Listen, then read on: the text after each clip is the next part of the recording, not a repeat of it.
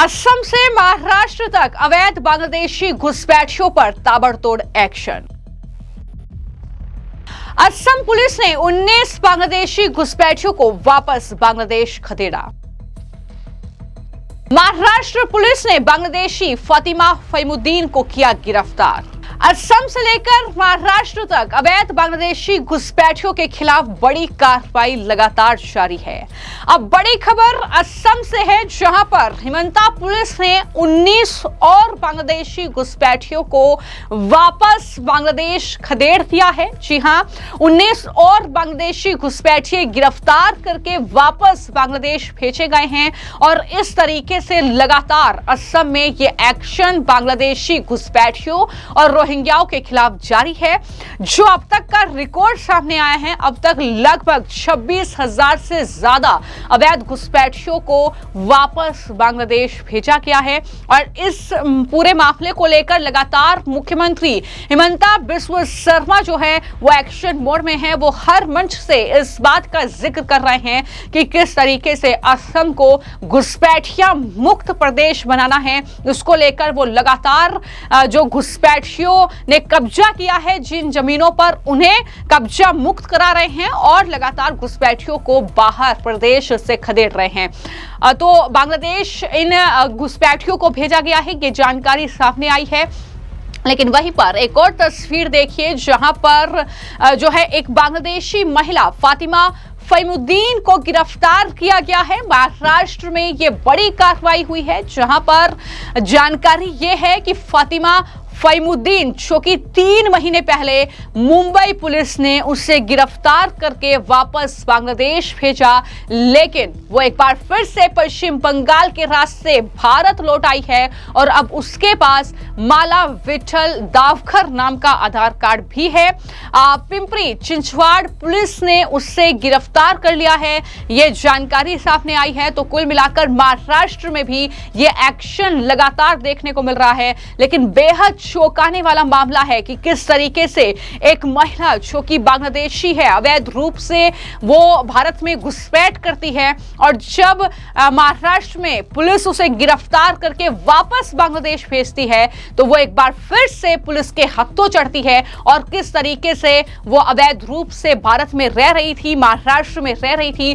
Police ने उसे अब धर दबोचा है और वापस उसके देश भेजने की तैयारी है, ये जानकारी सामने आई है।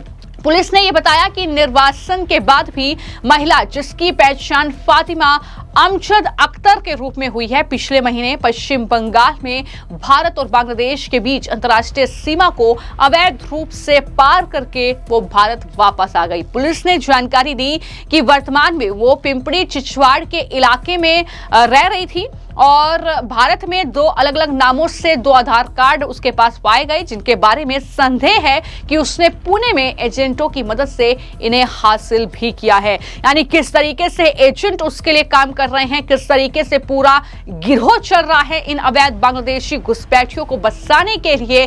क्या किसी राजनीतिक दल का भी हाथ है, ये सवाल भी कहीं ना कहीं उठ रहे हैं। और हाल ही में जो केंद्रीय गृह मंत्री अमित शाह ने जिक्र किया था कि घुसपैठियों को बचाने में एक बहुत बड़ा हाथ है विपक्षी दलों के नेताओं का। और क्या कहा था उन्होंने एक चुनावी रैली में, जरा सुनिए।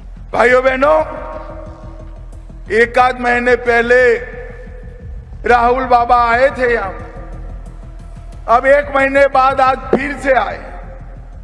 पहले आए थे तो घुसपैठिया बचाओ यात्रा निकाली थी। मैं आज बेगूसराय वालों को पूछने आया हूं, भगवान परशुराम के अनुयायियों को पूछने आया हूं, बिहार की मतदाता सूची में बांग्लादेशी घुसपैठिए होने चाहिए क्या? जोर से बोलो, होने चाहिए क्या? ये लालू और राहुल दोनों बांग्लादेशी घुसपैठियों के संरक्षक बने। मगर मैं आज आपको वादा कर जाता हूं, हमारे चारों प्रत्याशियों को चुनकर भेज दो। बिहार की भूमि पर से एक एक घुसपैठिए को चुन चुन कर निकालने का काम भारतीय जनता पार्टी। एक घुसपैठिया हमारा राशन का अनाज इसमें हिस्सेदारी करता है, हमारे श्रमिकों की मजदूरी में हिस्सेदारी करता है और अपने वोट से भारत विरोधी सरकार बनाता है। तो एटीबी के पुलिस इंस्पेक्टर वीडी राउत ने इस बारे में पूरी जानकारी दी और बताया कि तलाशी अभियान के दौरान हमारी टीम ने फातिमा अख्तर के स्थान का पता लगाया और 4 नवंबर को उससे उसकी जगह से गिरफ्तार कर लिया गया। ये भी जानकारी उन्होंने दी कि हमने जो है फातिमा के पास से 2 आधार कार्ड जब्त किए हैं। दोनों में उसकी तस्वीरें हैं, लेकिन 2 अलग अलग नामों माला विठल दावखर और फातिमा फहीमुद्दीन के नाम से ये 2 आधार कार्ड उसके हैं, जिसके साथ वो महाराष्ट्र में रह रही थी। और पुलिस ने बताया कि फातिमा जुलाई 2019 में पश्चिम बंगाल में अंतर्राष्ट्रीय सीमा के रास्ते सड़क मार्ग से पर्यटक वीजा पर बांग्लादेश से भारत आई थी। उसी साल अक्टूबर में वो वापस चली गई। पुलिस ने बताया कि 25 फरवरी 2020 को फिर से पर्यटक वीजा पर भारत आई थी, लेकिन बाद में वीजा खत्म होने के बाद भी वो वापस नहीं गई। उससे यहां पर ही जो है गिरफ्तार कर लिया गया। और लगातार हम देख रहे हैं कि खासतौर पर महाराष्ट्र में जो बीजेपी के लीडर हैं किरीट सोमैया, वो इस मामले के खिलाफ आवाज अपनी बुलंद कर रहे हैं। वो बार बार हर मंच से इस बात का जिक्र कर रहे हैं कि बड़ी संख्या में यहां पर जो अवैध बांग्लादेशी घुसपैठिए रोहिंग्या रह रहे हैं, उनके आधार कार्ड, उनके तमाम डॉक्यूमेंट्स बनाने का काम यहां पर हो रहा है। फर्जी तरीके से ये काम चल रहा है, जिससे वो राशन भी ले रहे हैं, जिससे वो तमाम सुविधाएं ले रहे हैं। और एक बार फिर से किरीट सोमैया ने इस मामले पर बातचीत की है और बताया है कि कितनी बड़ी संख्या में महाबलेश्वर जो जगह है वहां पर बांग्लादेशी घुसपैठिए रह रहे हैं। जरा सातारा जिला के जिलाधिकारी के समक्ष सातारा कुछ क्षेत्र में बांग्लादेशियों का बहुत जबरदस्त अतिक्रमण हो रहा है। जो महाराष्ट्र में जन्म प्रमाण पत्र घोटाला हो, उस संदर्भ में भी चिंता व्यक्त की है। साथ में मैं महाबलेश्वर में वो वन आरक्षित क्षेत्र है, वहां पर कुछ रिसोर्ट होटल वालों ने अनधिकृत बांधकाम किया, उसके संबंध में मैंने शिकायत की थी। तो उसका इंस्पेक्शन सभी प्रॉपर्टीज का आज दोपहर तक पूरा हो जाएगा और कल तक रिपोर्ट मंत्रालय में भेजा जाएगा।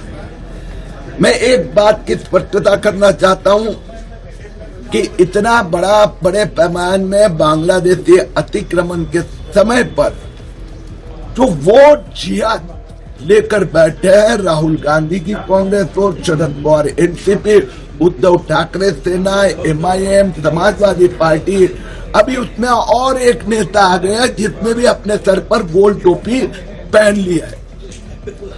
लेकिन इन लोगों को मैं एक ही बात कहना चाहता हूं कि वोट जिहाद के लिए आपको मुस्लिम धर्म, मुस्लिम लोग, अतिरेकी बांग्लादेश की जितनी पूजा अर्चना करनी है करो। ठाकरे सेना के नेता ने तो अभी हरे कपड़े परिधान कर लिए, अभी दूसरा नेता भी गोल टोपी पहन के मैदान में आ गया। लेकिन हमारे हिंदू धर्म नेता संस्कृति और भगवा के ऊपर उंगली दिखाने की हिम्मत मत करना। तो इस मामले की जांच अब पुलिस लगातार कर रही है। पुलिस को शक है कि भारत में अवैध प्रवास के दौरान उसने पुणे के एक एजेंट की मदद से माला विठल दावखर के नाम से आधार कार्ड हासिल किया।